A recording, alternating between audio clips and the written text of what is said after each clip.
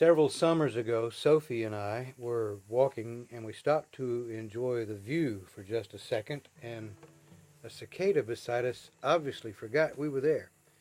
And that was a bad mistake because it started to make its noise, as they do, and it went, "Rah!" And that's about as far as it got because Sophie, in one swift motion, just went zoom, zoom, and looked back up at me, and wings were coming out of her jaws, and then it was down the hatch, and the cicada was gone. I'm sure it never knew what hit it, but there was nothing I could do at that point, so I came home and wrote a song about it. This is called Sophie Ate A Cicada. I hope you like it.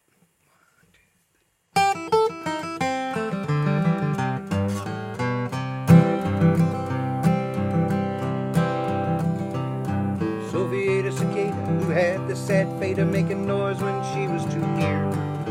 Quick as a flash, that cicada was hash. She never brought it up later, but Sophie ate a cicada. Sophie ate a cicada who made the mistake of making noise right under her nose. But you can't make a sound while under a hound, so it wasn't much later that Sophie ate a cicada.